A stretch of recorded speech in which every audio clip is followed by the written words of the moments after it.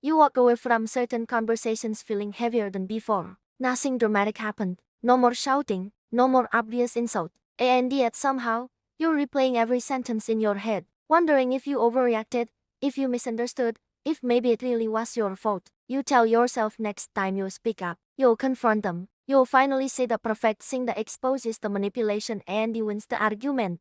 But here's the uncomfortable truth. Toxic people don't lose power when you fight harder. In fact, many of them thrive on the intensity, the debates, the emotional reactions, the back and forth. What actually makes them disappear isn't louder confrontation, it's quieter control. Toxic dynamics rarely begin with obvious cruelty. They begin with small tests. A sarcastic comment disguised as a joke, a subtle guilt trip, a boundary pushed just slightly too far. And when you react, when you defend yourself, explain your intentions, or try to smooth things over, something important happens. You unintentionally reward the behavior. In psychology, this is called a reinforcement loop. Every emotional reaction becomes feedback. Anger, tears, long explanations, even passionate debates, they all signal engagement. And for someone who craves control or validation, engagement is fuel.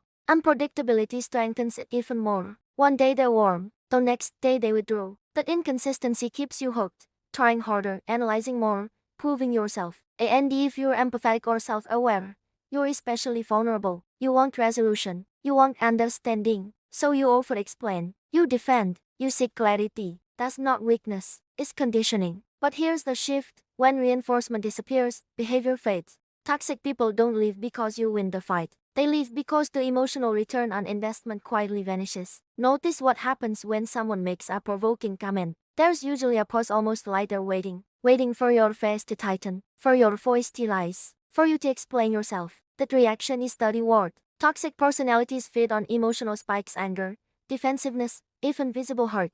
It tells them they've gained influence. Emotional neutrality disrupts the pattern. Instead of arguing, you respond calmly, briefly. Okay, easy, that's your opinion. No more sarcasm, no more visible irritation, no more long defense. This isn't suppression, it's regulation. You still feel your emotions, you just choose not to perform them. And when someone consistently gets no more emotional payoff, the interaction becomes boring. And the manipulators rarely stay where there's nothing to harvest. There's a big difference between saying you have boundaries and actually having them. When people announce their limits over and over, don't talk to me like that. I don't like when you do this. But when the behavior repeats, nothing changes. The conversation continues. The access remains the same. And the toxic people notice that.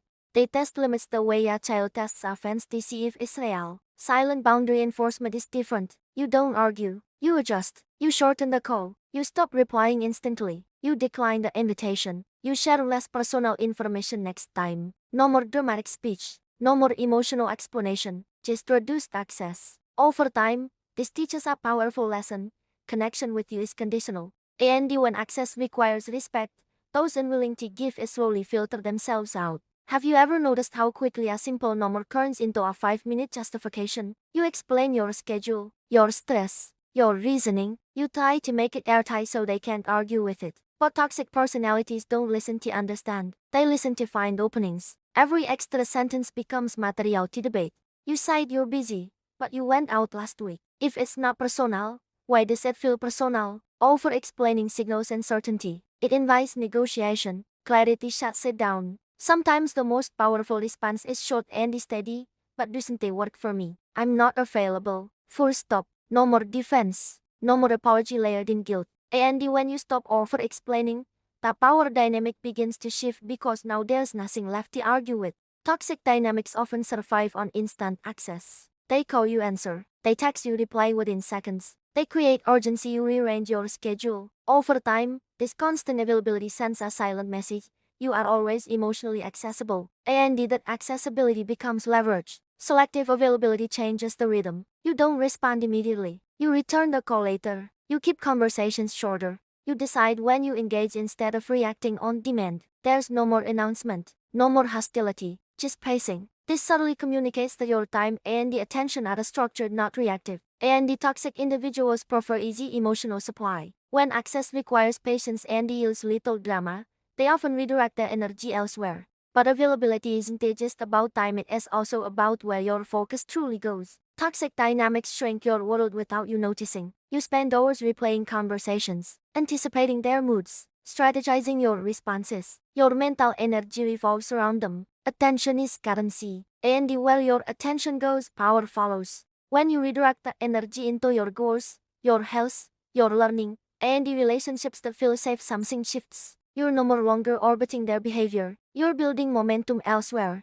Growth creates distance naturally. New environments, new standards, new conversations. And when someone can no more longer dominate your mental space, the dynamic weakens. Because without your attention, there's nothing left to feed on. And when all five behaviors work together, something unexpected happens. Here's the twist most people miss. Toxic people don't usually disappear because you outsmart them, expose them, or finally say the perfect cutting line. Those moments feel powerful, but they still revolve around them. What truly makes them fade is far less dramatic. You become emotionally unprofitable. No more reactions to harvest. No more long explanations to dissect. No more unlimited access. No more constant attention. The psychological contract quietly breaks. And when someone realizes they can no more longer control the emotional temperature of the room to you, they often lose interest. This was never about changing them. It was about raising your behavioral standards so consistently the unhealthy dynamics simply cannot survive around you. Start noticing which of these five behaviors you can apply today. Even one small shift upwards before reacting, a shorter reply, a boundary quietly enforced begins dissolving unhealthy dynamics. If you want to take this further, watch our next video. Why can people intimidate manipulators and discover how subtle psychological leverage can protect your peace and the energy.